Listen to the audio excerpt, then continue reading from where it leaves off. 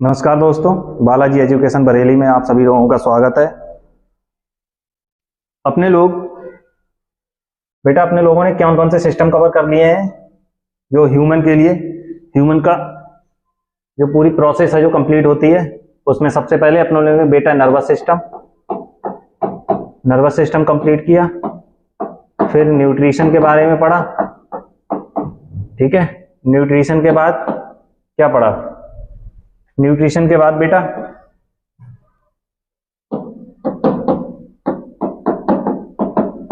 Digestion system. Nutrition क्यों पढ़ा? पहले न्यूट्रिशन इसलिए पढ़ा कि बेटा डाइजेशन भी तो करना था। किस चीज का डाइजेशन करते हैं? न्यूट्रिशन का ही तो डाइजेशन किया जाएगा। तो अपने लोगों ने क्या पढ़ा? Digestion system. और अब बेटा क्या पढ़ रहे हैं? सेल भी पढ़ा है बेटा। हाँ, वो इंट्रोडक्शन होता है, 3-4 क्लासों में इंट्रोडक्शन ही होता है। ठीक है, इंट्रोडक्शन भी जो सेल के बारे में अपने लोग पढ़ते हैं कि कैसे करके उत्पत्ति हुई है जीव की। ठीक है, और किस किस साइंटिस्ट ने क्या क्या योगदान दिया है, जिससे जनरली बेसिक क्वेश्चन पूछ लिए जाते हैं एग्जाम्स में। बेसिक क्या, 1 या 2 क्वेश्चन जो पूछे जाते हैं, वैसे जो महत्वपूर्ण क्वेश्चन है वो यहीं से मिल जाएंगे आपको, इंट्रोडक्शन वाली क्लास से, जो सेल है। और जो ह्यूमन की जो इंटरनल क्वेश्चंस होते हैं वो आपको 1 या 2 क्वेश्चन नर्वस सिस्टम से मिल जाएगा, 1 या 2 क्वेश्चंस डाइजेशन सिस्टम से मिल जाएंगे। न्यूट्रिशन के बारे में पूछ लिया जाता है। जैसे अभी एक एग्जाम आया है जूनियर असिस्टेंट का बेटा, जूनियर असिस्टेंट का, कनिष्ठ सहायक। ठीक है, जूनियर असिस्टेंट का बेटा एग्जाम आया है। इसमें जो पैट 2021 के अकॉर्डिंग लिया जा रहा है। किसके? पैट 2021। इन्होंने फॉर्म फिल करवाया था नवंबर 2022 में। इन्होंने इसकी कट ऑफ निकाली है। इसमें ओबीसी, जनरल और ईडब्ल्यूएस तीनों की बेटा 71.8 गई है कट ऑफ। इसमें 1262 पद हैं। कितने? 1262 पद हैं। आप लोगों ने इसका सिलेबस अगर देखा होगा तो वहां पर जनरल साइंस लिख रखा है। तो कोई सा भी एग्जाम हुआ वहां पर जनरल साइंस बेटा बहुत ज्यादा महत्वपूर्ण हो जाता है। और यहाँ पर जो जनरल साइंस लिखा है उसके 20 क्वेश्चंस लिखे रखे हैं। क्या? 20 क्वेश्चंस। तो आप समझ सकते हैं कि कितना महत्वपूर्ण है। और ये पेपर में बेटा 100 क्वेश्चन होंगे। ठीक है, 100 क्वेश्चन होंगे और 120 मिनट आपके पास समय होगा। और ये 27 अगस्त को बेटा इसकी डेट निर्धारित की गई है, 27 अगस्त। तो मैं आप लोगों को बताने का यही उद्देश्य है कि जनरल साइंस इसे आप छोड़ के नहीं जा सकते, क्योंकि ये जो क्वेश्चंस हैं आप इसे सिर्फ जो मैं पढ़ा रहा हूं आप सिर्फ उस लेक्चर को लीजिए, 45 मिनट 50 मिनट जितने का भी लेक्चर है उसे प्रॉपर देखिए। उसके बाद आपको पढ़ने की कोई आवश्यकता नहीं है कि आप 100 पेज की पीडीएफ पढ़े जा रहे हैं, 2000 पेज की पीडीएफ पढ़े जा रहे हैं। ठीक है, और इससे जो नंबर आते हैं बेटा वो बिल्कुल ठोस नंबर होते हैं। ठीक है, बिल्कुल जो आप मतलब ये ज्यादा पढ़ने की जरूरत नहीं। अगर आपने एक बार भी लेक्चर देखा है तो आप लोगों की मेमोरी में बना रहता है कि हाँ मैंने ये देखा था, सर ने ये पढ़ाया था। अब बात कर लेते हैं अपने रेस्पिरेटरी सिस्टम की। रेस्पिरेटरी सिस्टम मैंने ये बना रखा है, ये डायग्राम आपने पहले भी मैं आप लोगों के लिए दिखा चुका हूं। पहले किसमें दिखाया था? डाइजेशन सिस्टम में। डाइजेशन सिस्टम में कब दिखाया था? कि मैंने आपको बताया था डाइजेशन कहां से स्टार्ट हो जाता है। डाइजेशन स्टार्ट हो जाता है मुख से। जैसे ही हम कोई चीज फूड को इनटेक करते हैं, जैसे ही हमने फूड को ग्रहण किया या इनटेक किया, ठीक है, वैसे ही हमारा यहां पर मुख से ही डाइजेशन स्टार्ट हो जाता है। उसी प्रकार क्या है? नोज है ना, नाक। यहां पर जो नासिका द्वार होते हैं, जैसे ही हम नासिका द्वार से नासिका द्वार से O2 ग्रहण करेंगे या O2 इनटेक होगी, और वो O2 फायरनेक्स से होते हुए, मतलब फायरनेक्स से क्या बताया था मैंने? ये ग्रसनी के बारे में। फायरनेक्स क्या है? ग्रसनी बेटा, हिंदी वालों के लिए ग्रसनी। ग्रसनी क्या बताया था? ग्रसनी मैंने बताया था ना, ये कॉमन प्लेस है जहां पर ऑक्सीजन और खाना दोनों होता है। मैंने आप लोगों को डाइजेशन सिस्टम बता रखा है। तो ऑक्सीजन नासिका द्वार से होते हुए कहां? फायरनेक्स में पहुंची। फायरनेक्स में पहुंचने के बाद ये कहां पहुंचती है?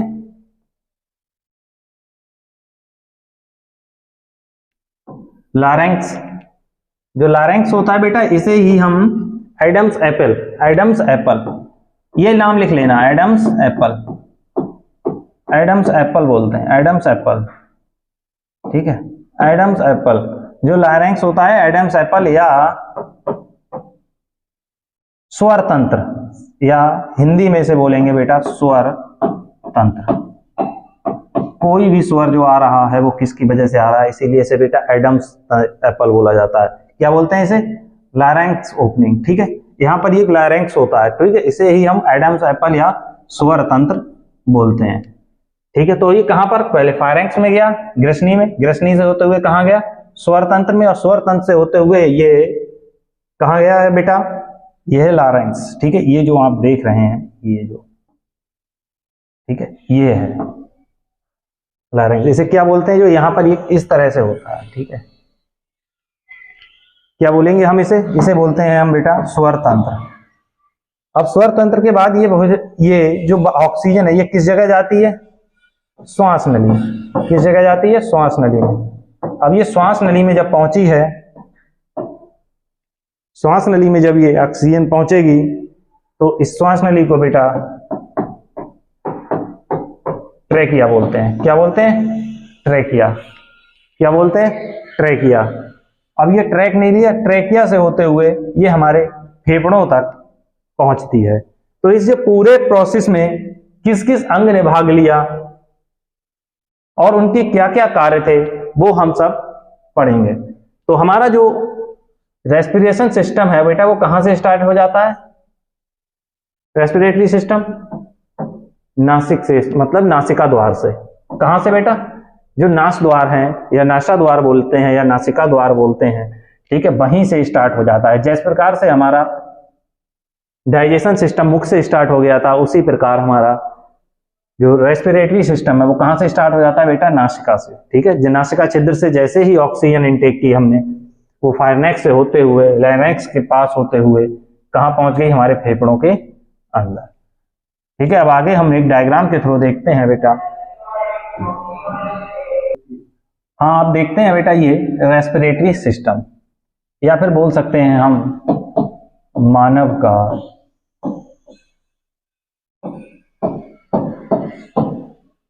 श्वसन तंत्र, ठीक है। रेस्पिरेटरी सिस्टम या मानव का श्वसन तंत्र। हम इसे श्वसन तंत्र क्यों बोला, मैंने अभी यही तो आपको बताया था कि मैंने श्वसन तंत्र क्यों बोला किसी चीज को बेटा। श्वसन तंत्र, इसमें कई, जैसे नॉस्ट्रेल, नासिका द्वार से, नासिका छिद्र से कहां जा रहे, ऑक्सीजन इंटेक हुई ना, पहले कहां गई बेटा, फायरनेक्स में, कॉमन प्लेस पे। फिर कहां गई बेटा, लायरेंक्स के पास। ये क्या बोला, इसे स्वर तंत्र बोलते हैं। क्या बोलते हैं, स्वर तंत्र, ठीक है। इसे ही एडम्स एप्पल नाम से क्वेश्चन आ सकता है। एडम्स एप्पल किसे बोला जाता है, ठीक है, ये पूछा गया क्वेश्चन है, इसी ऐसे ही नहीं बता रहा हूं, ठीक है, पूछ लिया जाता है, ये पूछा गया क्वेश्चन है, एडम्स एप्पल, ठीक है, लारेंक्स को। फिर बेटा कहां जाती है, ट्रेकिया के पास। ट्रेकिया को क्या बोलते हैं, श्वास नली। क्या बोलते हैं, श्वास नली, ठीक है, श्वास नली। श्वास नली के पास, श्वास नली से होते हुए कहां जाती है, श्वास नली से जब ये होते हुए कहां जाती है, ये जो है ये व्हाइट कलर की जो आपको दिख रही है, ठीक है, ये जो व्हाइट कलर की आपको दिख रही है इसे ही ट्रेकिया बोलते हैं। ये क्या है, ये श्वास नली, ठीक है। और ये जो श्वास नली होती है, ये जो मैंने जो दो ब्रांचेस बनाई हैं इसकी, ये ऐसे करके लेफ्ट और राइट पार्ट में चली टूट जाती है। ट्रेकिया किसमें, ट्रेकिया दो भागों में डिवाइड हो जाता है, ट्रेकिया दो भागों में डिवाइड हो जाती है, ठीक है। ट्रेकिया दो भागों में डिवाइड हो जाती है, एक राइट हो जाता है और एक लेफ्ट, राइट और एक लेफ्ट, राइट और लेफ्ट, ठीक है।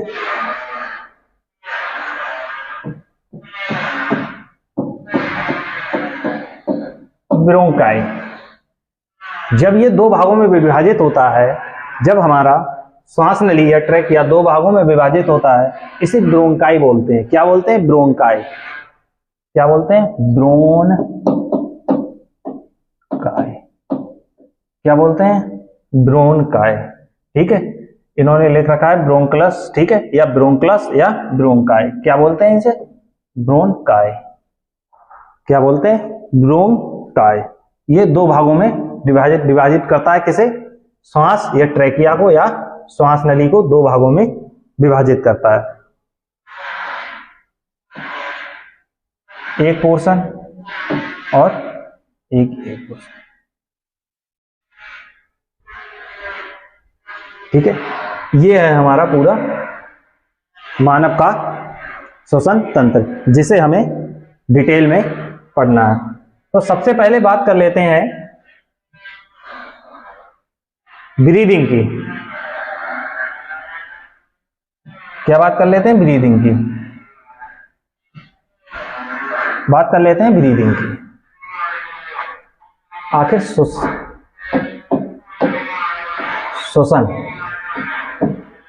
क्या है? ब्रीदिंग छोड़ो, पहले श्वसन बताओ बेटा क्या है? श्वसन क्या है?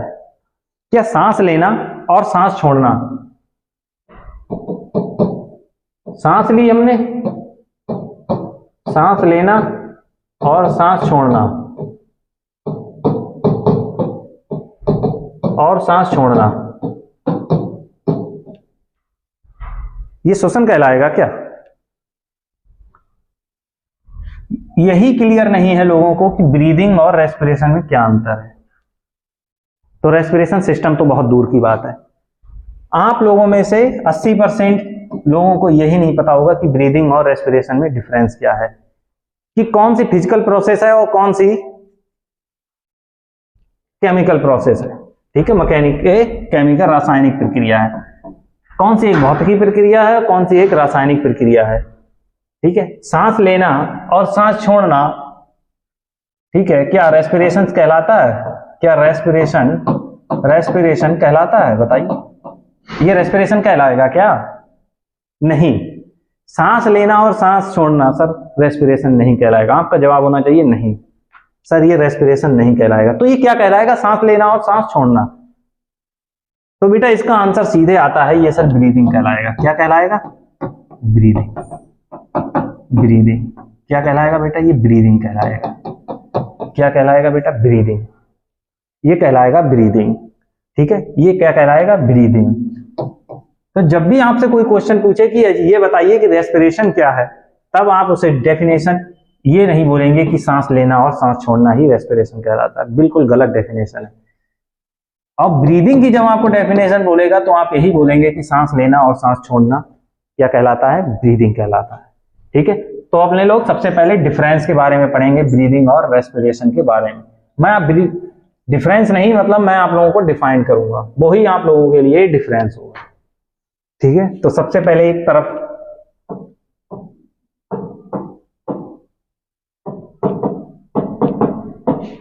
Breathing,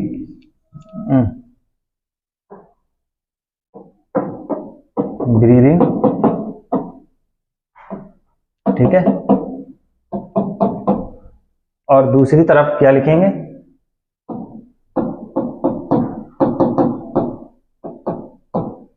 respiration.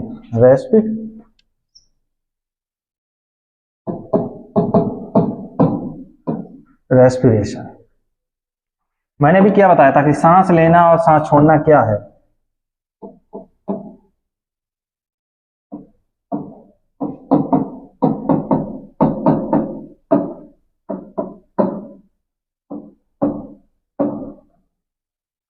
ऑक्सीजन का लेना और कार्बन डाइऑक्साइड का छोड़ना क्या कहला रहा है? ब्रीदिंग कहला रहा है। यही तो बताया था मैंने, सांस लेना और सांस छोड़ना क्या कहलाता है? ब्रीदिंग कहलाता है। जैसे मैंने सांस ली, क्या किया? इनटेक किया, ऑक्सीजन ली, छोड़ा क्या? CO2, कार्बन डाइऑक्साइड गैस छोड़ी। तो ये क्या कहला है? ऑक्सीजन का इनटेक और कार्बन डाइऑक्साइड का बाहर निकलना क्या कहलाता है? ब्रीदिंग। बात कर लेते हैं रेस्पिरेशन में। क्या कर लेते हैं? रेस्पिरेशन में। रेस्पिरेशन की बात कर लेते हैं। रेस्पिरेशन में C6H12O6 को ऑक्सीजन के माध्यम से ऑक्सीकरण कराना, ऑक्सीकरण करा के इसे CO2 कार्बन डाइऑक्साइड, जल प्लस एनर्जी में कन्वर्ट करना। ये क्या है C6?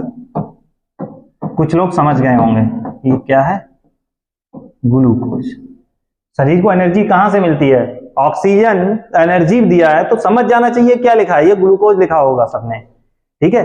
कुछ लोगों को कुछ भी लिख दो, उन्हें उससे कोई मतलब नहीं, ठीक है।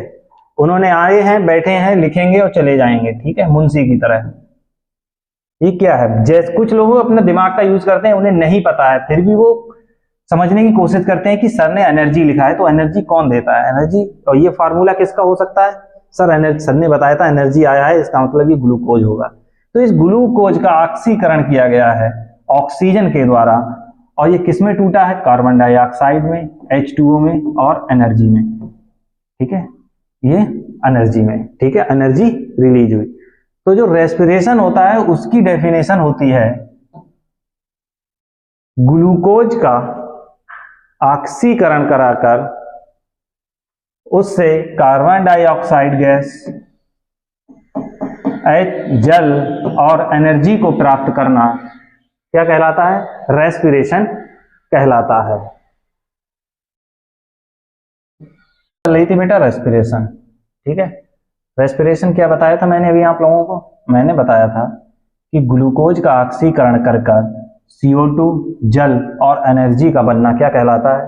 रेस्पिरेशन कहलाता है। क्या कहलाता है? रेस्पिरेशन कहलाता है, ठीक है। इतना आप लोग क्लियर है। अब इनमें से आप लोग मुझे ये बताने की कोशिश करें कि इनमें कौन सी रासायनिक प्रक्रिया है और कौन सी भौतिक प्रक्रिया है, दोनों को देख लें, ठीक है। अब इनमें से आप मुझे बताने की कोशिश करें कि इनमें से कौन सी भौतिक प्रक्रिया है और कौन सी रासायनिक प्रक्रिया है, ठीक है, कौन सी फिजिकल है और कौन सी, ठीक है, केमिकल है, ठीक है। ये O2 का इनटेक और CO2 का आउट, ठीक है, और ये रेस्पिरेशन में दिख रहा है आपको। तो आप लोग रिएक्शन देख के समझ गए होंगे, जो लोग थोड़ा भी दिमाग अगर उन्होंने लगाया होगा, इनकी कपाल गुहा खाली नहीं है, मतलब उन्होंने तो रिएक्शन देख के ही बोल दिया होगा सर ये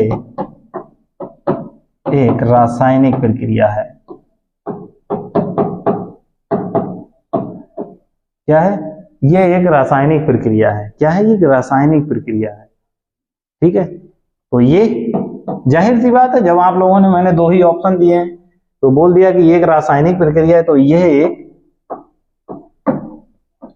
ये भौतिक प्रक्रिया है। क्या है? भौतिक प्रक्रिया है। क्या है? ये एक भौतिक प्रक्रिया है, ठीक है, ये एक भौतिक प्रक्रिया है। तो ये बात क्लियर हुई कि आप लोगों के लिए कि ब्रीदिंग किसे कहते हैं बेटा और रेस्पिरेशन किसे कहते हैं। तो रेस्पिरेशन की डेफिनेशन क्या लिखेंगे आप? रेस्पिरेशन की बेटा डेफिनेशन लिखनी है कि ग्लूकोज का ऑक्सीकरण कराकर उससे CO2, जल और एनर्जी में तोड़ना क्या कहलाता है? रेस्पिरेशन कहलाता है। ये आप अपने शब्दों में लिख सकते हैं, ठीक है। वैसे आप इतना ही लिखेंगे तो आप लोगों को क्लियर हो जाएगा कि सर ने, यही तो फायदा होता है बेटा लेक्चर देखेगा, जिसमें लिखना कम पड़ता है। मैंने जैसे लिखा है वैसे ही आप लिखेंगे, लेकिन आपके सारे क्वेश्चन क्लियर होंगे। डेफिनेशन की जरूरत ही नहीं, मैंने जो बोला है वो हूबहू याद आ जाएगा आपको जैसे ही इसे पेज खोलेंगे आप। यही तो फायदा होता है कि आपको पूरा वीडियो देखना है, ठीक है, कि सर ने क्या बोला, तो वो दिमाग के अंदर स्ट्राइक करता रहता है, ठीक है, वो याद रहता है, कॉन्शियस माइंड में जाता है, ठीक है। O2 इनटेक और CO2 का आउट।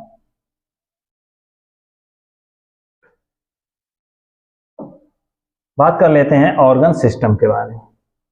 ऑर्गन सिस्टम क्या है? और ये जो रेस्पिरेटरी सिस्टम है, इसमें अब रेस्पिरेशन ऑर्गन्स के बारे में बात कर लेते हैं कि कौन कौन से अंग भाग ले रहे हैं।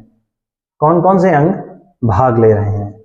कौन कौन से अंग भाग ले रहे हैं? मैंने आपको जो डायग्राम दिखाया था उसमें आप लोगों के लिए पहले ही मैंने आप बता रखा है कि उसमें सबसे पहले क्या बेटा भाग ले रहा है? नाक भाग ले रही, नोज या नासिका द्वार, नॉस्ट्रेल बोल दो बेटा, ठीक है, नॉस्ट्रल, ठीक है, नासिका द्वार, ठीक है, नासिका द्वार लिख दूं, नहीं तो आप लोग कई बार आ जाएंगे कि सर यहाँ तो नासिका द्वार लिखा है, आपने नाक लिखवा रखा है, ठीक है होता है, ठीक है,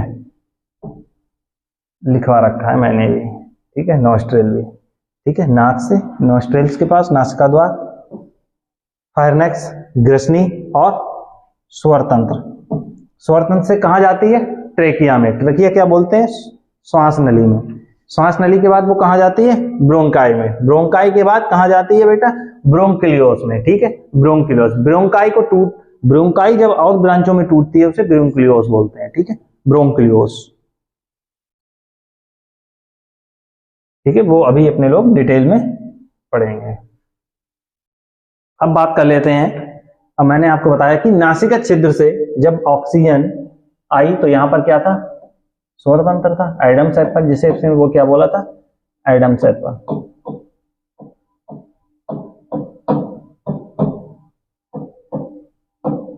लैरिंक्स, ठीक है, एडम सैपल था। तो यहां पर जो ट्रेकिया होती है, इसके ऊपर आप जो रिंग देख रहे हैं, सी शेप की रिंग होती है, ठीक है। इन रिंग के बारे में पूछा गया है, रिंग को क्या बोलते हैं, ठीक है।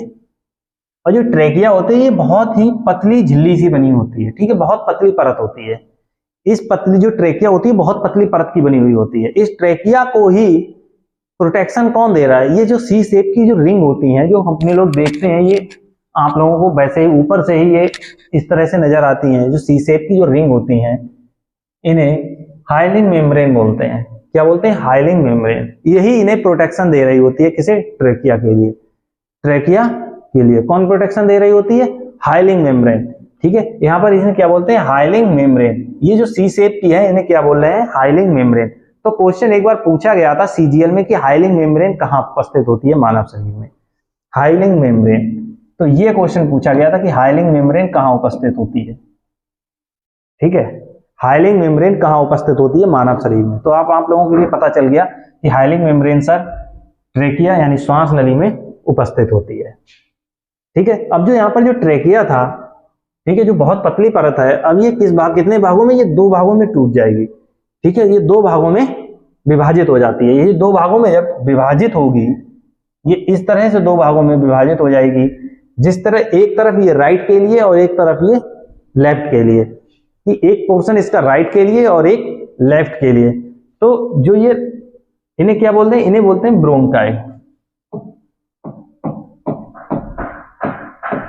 ब्रोंकाई,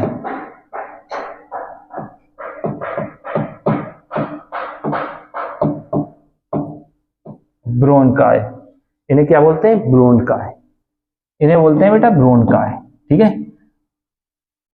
अब यहां पर इन्हें ब्रोंकाई बोलते हैं। अब यहां पर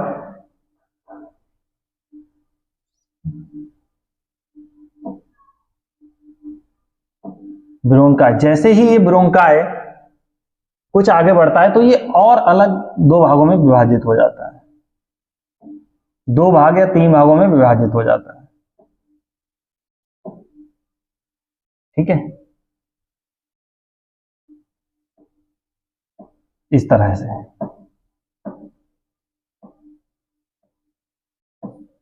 इस तरह से ये विभाजित होता चला जाता है, ठीक है।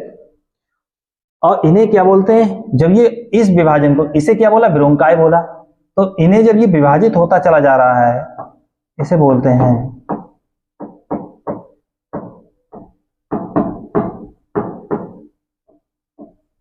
ब्रोंक्यूल्स, ठीक है। इस प्रोसेस को क्या बोलते हैं? Bronchioles, bronchioles. इन्हें क्या बोलते हैं? एक विभाजन से दूसरा विभाजन, दूसरे विभाजन से जब बहुत सारे विभाजन होते हैं, इन्हें बोलते हैं ब्रोंक्यूलियोस, ठीक है, ब्रोंक्यूलियोस। और इस प्रोसेस को बोलते हैं ब्रोंक्यूलियोसिस। एक ब्रोंकाई से बहुत सारे ब्रोंकाई को बनने का जो ब्रोंक्यूलियोस बन रहे हैं, इन्हें क्या बोलते हैं? ब्रोंक्यूलियोसिस, ठीक है। इस प्रोसेस को क्या बोलते हैं? ब्रोंक्यूलियोसिस। और इन्हीं के ऊपर एक पेड़ नुमा ऐसे ऐसे करके आप लोगों के लिए, आप लोगों ने डायग्राम नेट पर देखा होगा या कहीं बुक में दिखाया गया होगा, ये पेड़ की तरह छतरी टाइप लगे रहते हैं, इन्हें क्या बोलते हैं? कोई बताएगा? कोई भी? इन्हें क्या बोलते हैं बेटा? इन्हें बोलते हैं एल्वुलाई। एल्वुलाई, इन्हें बोलते हैं एल्वुलाई। एल्वुलाई क्या बोलते हैं? एल्वुलाई, इन्हें बोलते हैं एल्वुलाई। क्या बोलते हैं? वायुकोश। हिंदी में लिख लो बेटा, वायुकोश। इन्हें ही वायुकोश बोलते हैं। क्या बोलते हैं? वायुकोश। इन्हें ही वायुकोश बोलते हैं। क्या बोलते हैं यहां पर? इन्हें वायुकोश बोलते हैं, एल्वुलाई।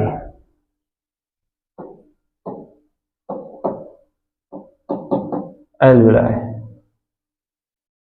क्या बोलते हैं? एल्वुलाई। एल्वुलाई, ठीक है।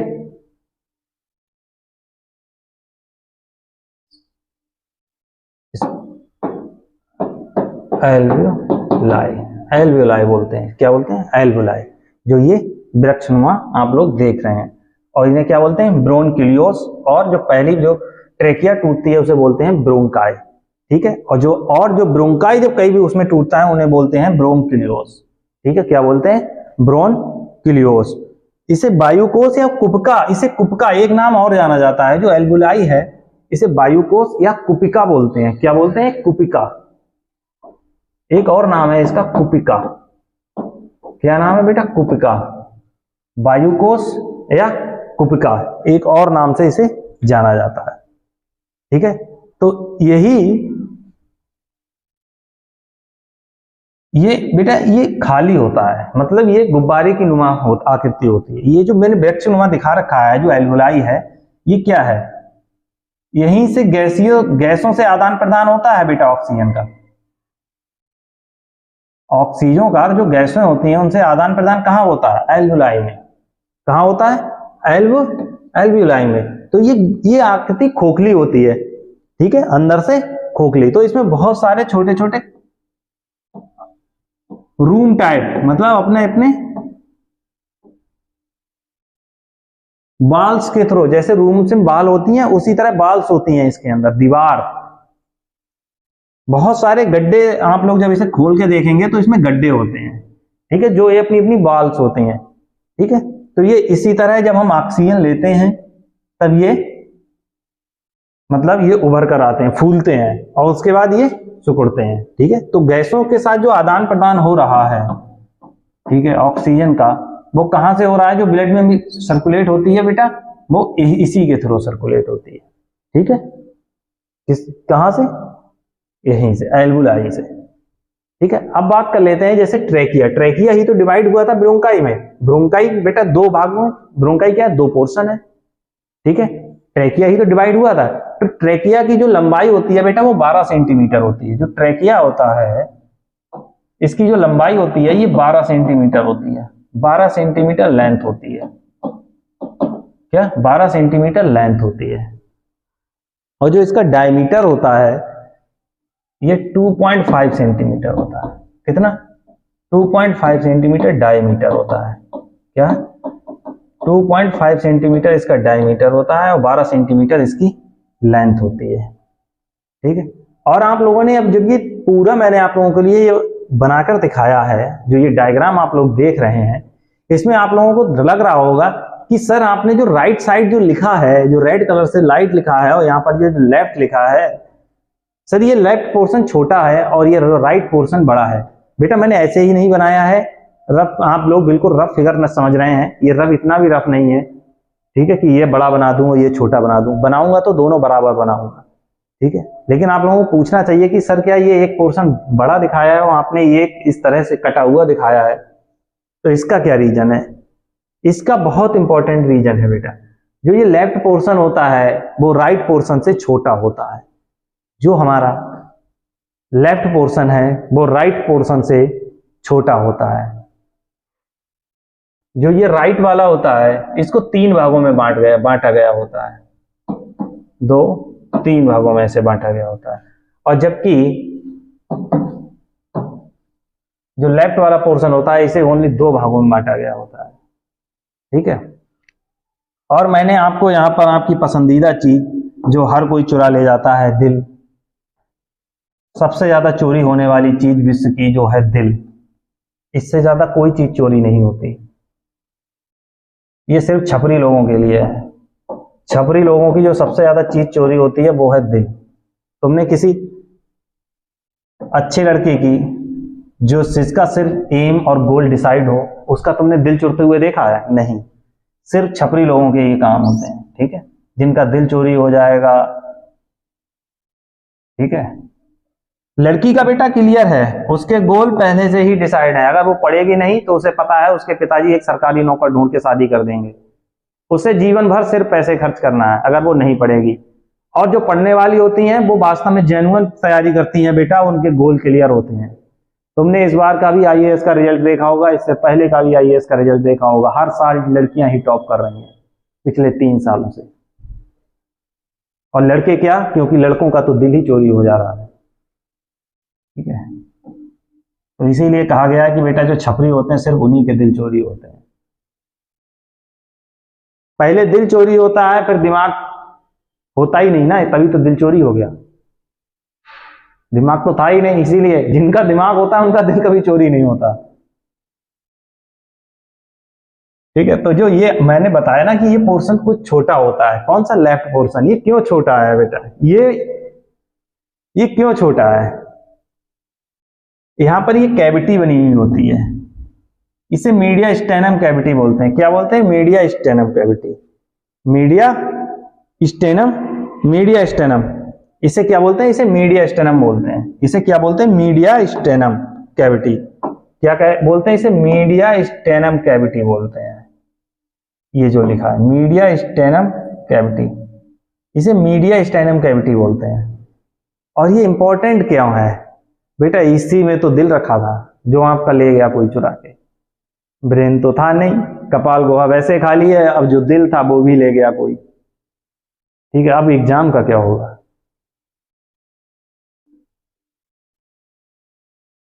कोई नहीं, बापू से दोबारा बोल देंगे सर अब की बार वाला निकाल देंगे, इस बार वाला छोड़िए। ठीक है, तो यहां पर जो बेटा ये मीडिया स्टेनम कैविटी होती है, इसी में जो तुम्हारा चुरने वाला है वो दिल है। चुरने वाली चीजों में आज भी दिल पहले नंबर पर है। क्या? दिल आज भी पहले नंबर पर है। ठीक है, चुराई जाने वाली चीजों में सबसे ज्यादा पहले नंबर पर क्या है बेटा? दिल। और ना होने वाली चीजों में सबसे पहले नंबर पर है दिमाग, क्योंकि आजकल दिमाग से पैदल लोग बहुत घूम रहे हैं। ये क्या है? ब्रेन। ये क्या है बेटा? दिल जो चोरी हो गया। ये कहां रखा होता है? Media stannum. इसी कैविटी के कारण ये पार्ट बेटा छोटा है।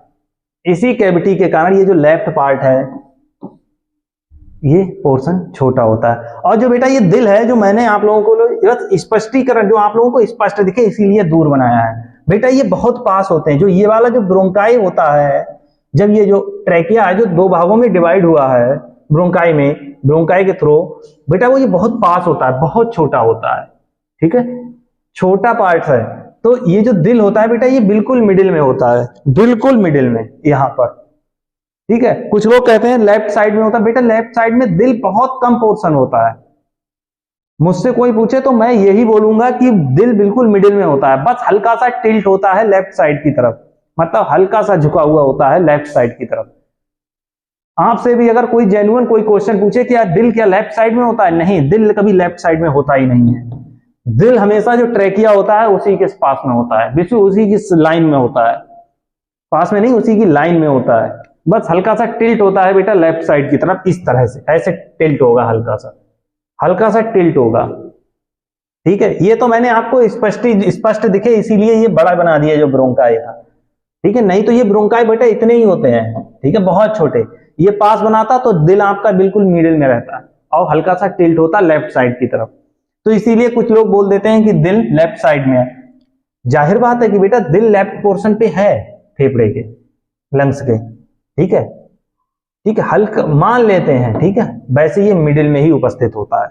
और ये कहां उपस्थित होता है बेटा? मीडिया स्टेनम में। कहां पर? मीडिया स्टेनम एक कैविटी है। क्या है?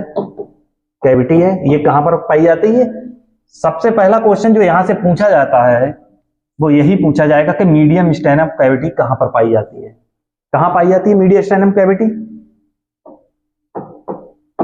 Media stannum cavity, stannum cavity, cavity present in left lung. कहां पाई जाती है बेटा? लेफ्ट लंग्स में। कहां पाई जाती है? लेफ्ट लंग्स में। और इसमें कौन सा ऑर्गन रखा होता है? अंग। कौन सा ऑर्गन है बेटा? हार्ट। हार्ट, जिसको अपने किस में पढ़ेंगे? Circulatory system. जिसकी स्टडी किसमें करनी है बेटा? सर्कुलेटरी सिस्टम में। सर्कुलेटरी सिस्टम में क्यों करते हैं बेटा? यही तो काम है। ऑक्सीजन किससे बनी? इसीलिए तो मैंने कहा था आपको सिस्टम बाय सिस्टम पढ़ाऊंगा, कोई दिक्कत नहीं होगी। ऑक्सीजन किसने दी? रिलीज की। ऑक्सीजन रिलीज की बेटा एल्वुलाई ने। अंगों में, ब्लड में सर्कुलेट हो जाएगी। सर्कुलेशन कौन कर रहा है? जो ऑक्सीजन यहां से रिलीज हुई उसका सर्कुलेशन कौन कर रहा है? गैसेस के थ्रू जो ऑक्सीजन रिलीज हुई। हार्ट का काम है। क्या काम है? हार्ट का। ब्लड को ऑक्सीजन करने का काम किसका है? हार्ट का। शुद्धकरण, ब्लड का शुद्धिकरण करने का काम किसका है? उसे मतलब प्योर ऑक्सीजन देने का काम किसका है? हार्ट का। तो यही हार्ट यहां पर उपस्थित है। तो हम इसे किस में पढ़ेंगे? सर्कुलेटरी सिस्टम में। ठीक है, लेकिन अभी क्या पढ़ना है अपने? अभी क्या पढ़ना है? Respiratory system. ठीक है, तो ये बात आप लोगों को फेफड़ों के बारे में जो सामान्य जानकारी है वो आप लोगों को मिल गई होगी कि कौन कौन से अंग होते हैं।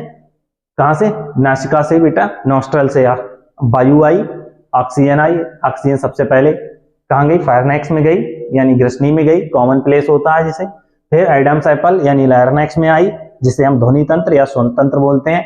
स्वर तंत्र के बाद ये हमारी वायु किस में जाएगी? ट्रेकिया में। ये आपसे सीक्वेंस भी पूछा जा सकता है किसी भी वनडे एग्जाम में।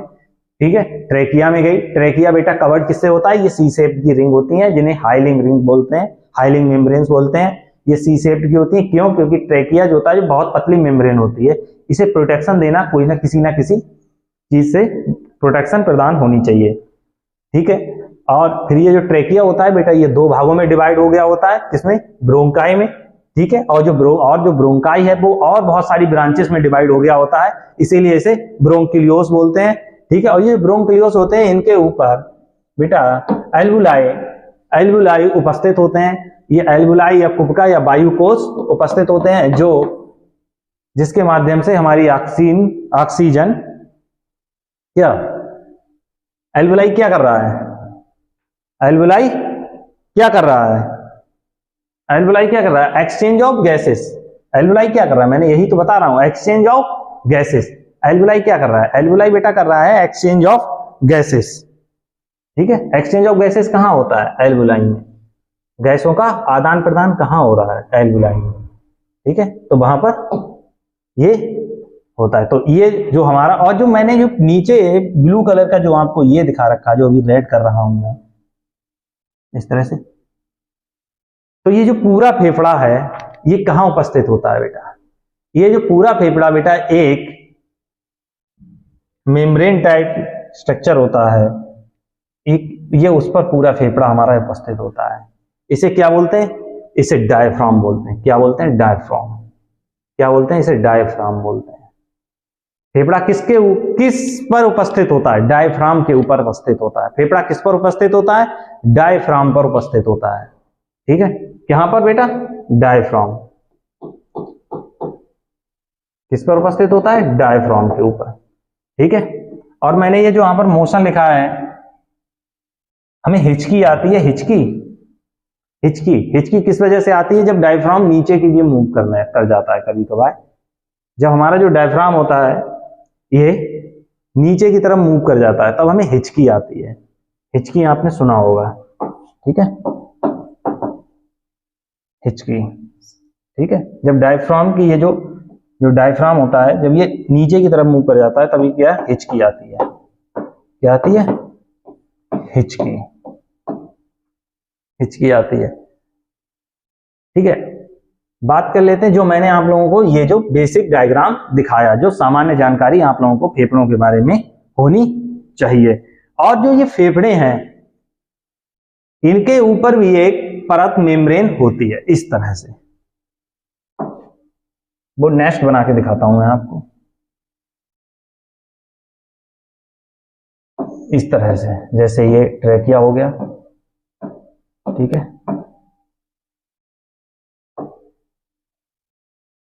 ठीक है, इस तरह से हो गया। एक मेम्ब्रेन होती है जो दोनों पोर्शन को कवर किए हुए होती है। क्या होती है? दोनों पोर्शन को कवर किए होती है। इस मेम्ब्रेन को क्या कहते हैं? इस मेम्ब्रेन को बेटा प्लूरा कहते हैं। प्लूरा, प्लूरा कहते हैं। क्या कहते हैं? प्लूरा बोलते हैं। ठीक है, प्लूरा बोलते हैं। इसका काम क्या है? इसका काम होता है बेटा, जैसे फेफड़े हम सांस लेते हैं तो हमारी ये फेफड़े रखे हुए कहाँ है? ये बेटा ये थोरेकिक कैविटी होती है, वहां पर ये प्लेस्ड है, वहां पर रखे हुए हैं। एक थोरेकिक कैविटी होती है, वहां पर हमारे ये फेफड़े रखे हुए हैं। और किसके ऊपर रखे हुए हैं? डायफ्राम के ऊपर। ठीक है, डायफ्राम के ऊपर इस तरह से रखे हुए हैं। ठीक है, डायफ्राम के ऊपर। और डायफ्राम मूव कर सकता है ऊपर नीचे। ठीक है, जब डायफ्राम नीचे की दिख सकता है तो क्या? हिचकी आती है। किसकी वजह से? डायफ्राम हिचकी आती है। ठीक है, अब जब ये मोशन हो रहा है तो यहां पर बेटा जब ये कोई चीज मोशन होती है तो फ्रिक्शन होता है ना, तो उसी फ्रिक्शन को कम करने के लिए कि फेफड़ों में कोई फ्रिक्शन ना हो, उसकी प्रोटेक्शन के लिए बेटा एक प्लूरा नाम की एक झिल्ली होती है। क्या होती है? एक झिल्ली जो क्या करती है? जो फेफड़ों को फ्रिक्शन से रोकती है। क्या होती है? फेफड़ों में फ्रिक्शन को। ठीक है, ये फ्रिक्शन को कम करती है।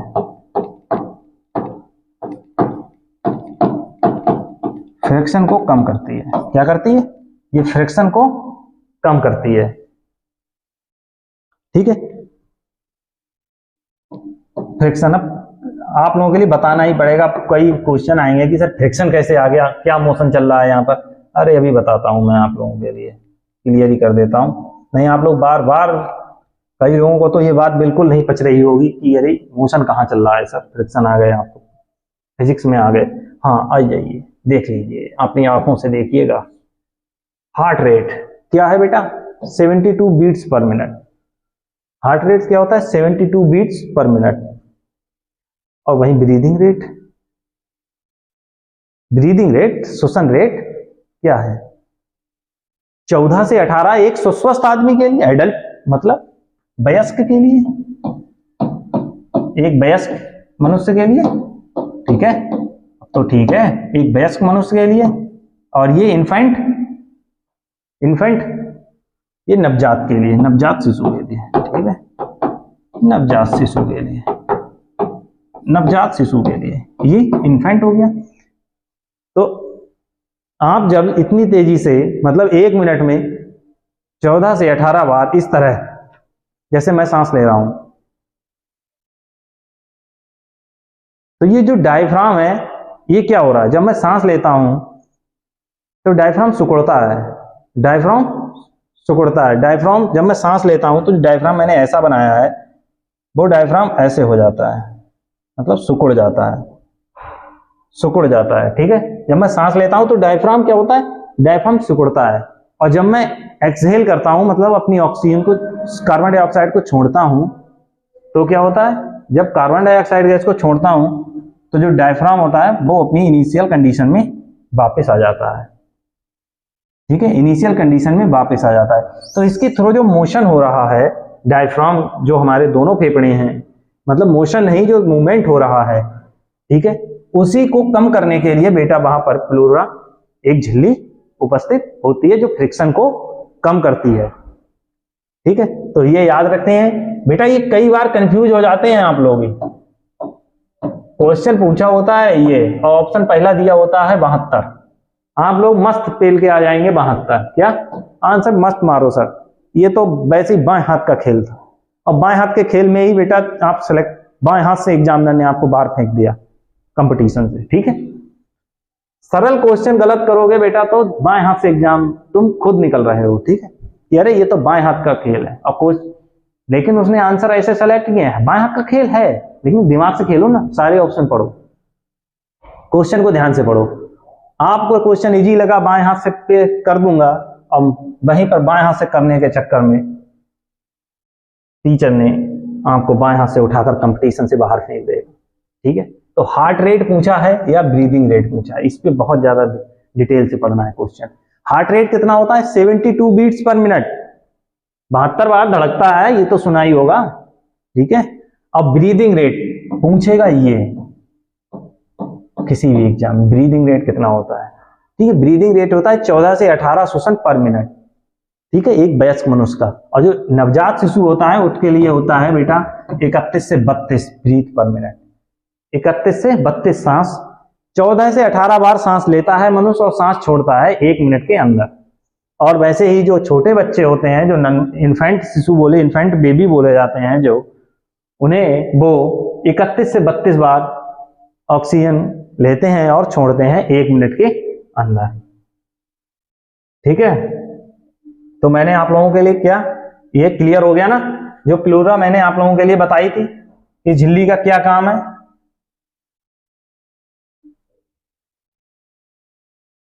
ठीक है, अब बात कर लेते हैं the act of in breathing.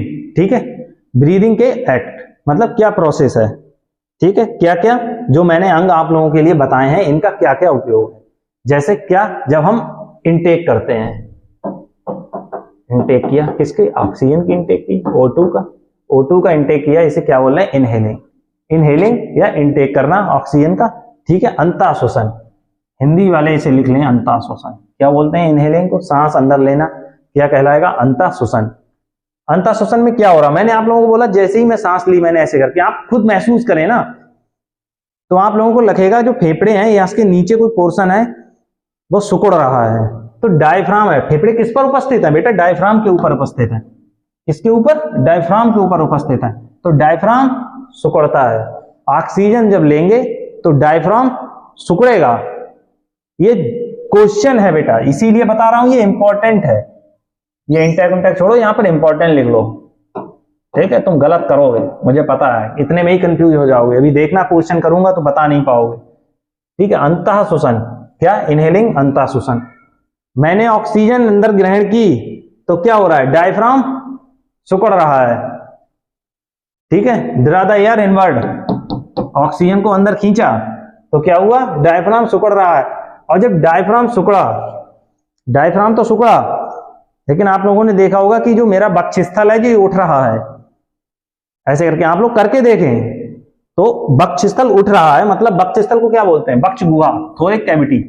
वक्षस्थल उठ रहा है, वक्षस्थल मतलब सीने को बोलते हैं ना, वक्षस्थल। तो ये हमारा जो फेफड़े हैं वो कहाँ उपस्थित है, वो वक्ष गुहा में उपस्थित है, जिसे थोरेकिक कैविटी बोलते हैं।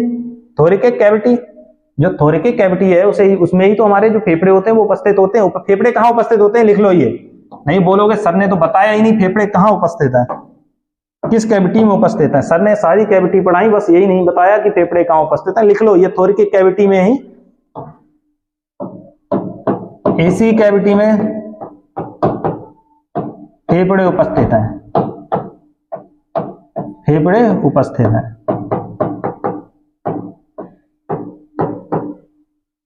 इसी कैविटी में क्या, फेफड़े उपस्थित हैं।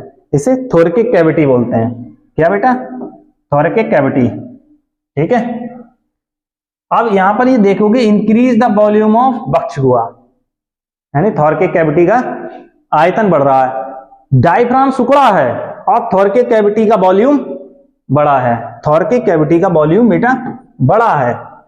तो ये याद रखना, जब हम सांस लेंगे तब थोरेकिक कैविटी यानी कि जो वक्ष गुहा है जहां पर फेफड़े उपस्थित हैं उसका आयतन बढ़ेगा और डायफ्राम सिकुड़ेगा। ठीक है, और जस्ट इसका उल्टा किसमें होगा बेटा,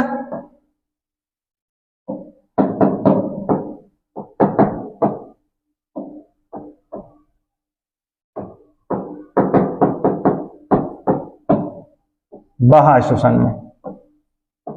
किसमें, बाह्य श्वसन में। इसमें सांस बाहर छोड़ना है। क्या, सांस बाहर छोड़ना, बाहर छोड़ना, सांस का बाहर छोड़ना। ठीक है, सांस का बाहर छोड़ना, एक्सेलिंग। ठीक है, सांस का बाहर छोड़ना। इसका जस्ट अपोजिट होगा, उसमें क्या होगा, उसमें डायफ्राम अपनी नॉर्मल पोजीशन में आ जाएगा। तो क्या हुआ, डायफ्राम पहले सिकुड़ा हुआ था ना जब इनटेक किया आपने, अब डायफ्राम क्या हुआ, डायफ्राम फैला, मतलब डायफ्राम का फैलना। डायफ्राम अपनी नॉर्मल पोजीशन में आ जाता है। तो डायफ्राम सिकुड़ा था यहां पर क्या हुआ, डायफ्राम फैल गया, डायफ्राम इनिशियल पोजीशन में आ गया।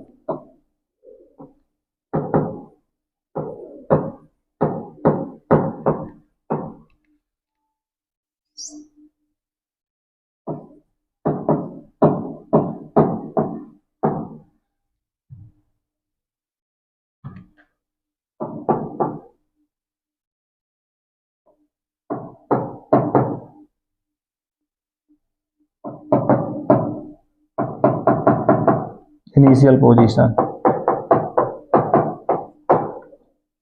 हिंदी वाले लिख लें कि डायफ्राम अपने इनिशियल पोजीशन में आ गया। क्या? डायफ्राम अपनी इनिशियल पोजीशन पर आ गया, यानी कि डायफ्राम यहां पर फैलता है। ठीक है, डायफ्राम में विस्तार होता है। यहां पर डायफ्राम सिकुड़ता है और यहां पर डायफ्राम में विस्तार होता है। ठीक है, इनिशियल पोजीशन का मतलब डायफ्राम में विस्तार होता है। ठीक है, विस्तार होता है, डायफ्राम में विस्तार लिख लो, विस्तार होता है डायफ्राम में। जब डायफ्राम में विस्तार हुआ तो थोरिक कैविटी का क्या होगा? थोरिक कैविटी का क्या होगा बक्सुआ का? मैंने बोला था ना ये जस्ट अपोजिट है, ये जस्ट अपोजिट है। तो थोरिक कैविटी का क्या होगा? जो थोरिक कैविटी है वो एक्सेलिंग करेंगे तो क्या होगा? जब ऑक्सीजन छोड़ रहे हैं, कार्बन डाइऑक्साइड गैस छोड़ रहे हैं तो क्या होगा? थोरिक कैविटी पहले क्या था? वॉल्यूम इंक्रीज हुआ था ना, और अब क्या होगा? अब वॉल्यूम डिक्रीज हो जाएगा। क्या हो जाएगा? वॉल्यूम डिक्रीज हो जाएगा। डायफ्राम में तो विस्तार होगा, लेकिन जो थोरिक कैविटी है उसके वॉल्यूम में कमी आएगी। क्या आएगी? कमी आएगी। ठीक है, तो इतना बेटा क्लियर हो गया। और यही क्वेश्चन आपसे जनरली पूछे जाते हैं फेफड़ों में। ठीक है, जो हमारा रेस्पिरेटरी सिस्टम है उसमें। अब रेस्पिरेटरी सिस्टम में अपने लोगों ने उसके अंग कौन कौन से इंपॉर्टेंट है ये मैंने आप लोगों को लिए बता दिया। थोरैकिक कैविटी, जहां पर फेफड़े उपस्थित होते हैं उसे क्या बोलते हैं? थोरैकिक बक्षगुहा या थोरैकिक कैविटी बता दिया। और जब सांस लेते हैं तो क्या हुआ? थोरैकिक कैविटी का वॉल्यूम बढ़ता है, जब सांस छोड़ते हैं तो थोरैकिक कैविटी का वॉल्यूम घटता है। और जब सांस लेते हैं तो डायफ्राम सिकुड़ता है, और जब सांस छोड़ते हैं तो डायफ्राम में विस्तार होता है। ये बात क्लियर है आप लोगों के लिए? ठीक है, तो बस आज के लिए बेटा इतना ही। अब जो नेक्स्ट सेशन आएगा, नेक्स्ट सेशन में अपने रेस्पिरेटरी सिस्टम को बेटा कंप्लीट कर देंगे। रेस्पिरेटरी सिस्टम को कंप्लीट कर देंगे। उसमें बेटा अपने जो रेस्पिरेटरी डिसऑर्डर है, रेस्पिरेटरी डिसऑर्डर आजकल बहुत पूछे जा रहे हैं एग्जाम में। क्यों? क्योंकि बेटा अपने सब किसके सताए हुए हैं? अभी नजदीक में सब कोरोना के सताए हुए हैं। तो बेटा फेफड़ों वाली बीमारियों पे तो खासकर फोकस रह रहा है आजकल, मैंने एग्जाम में नोटिस किया है। ठीक है, ठीक है, यह है रेस्पिरेटरी डिसऑर्डर के बारे में पढ़ेंगे। ठीक है, और टाइप ऑफ रेस्पिरेशन के बारे में पढ़ेंगे, और टाइप ऑफ रेस्पिरेशन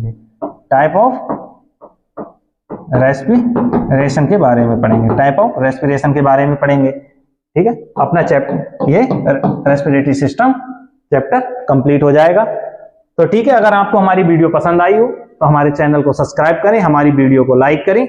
ठीक है, और ध्यान से पढ़िएगा। आप सभी लोगों के लिए जिनका पेपर 27 अगस्त को है वो जनरल साइंस पे यहां से पढ़ सकते हैं। ठीक है, आप लोगों का धन्यवाद, थैंक यू।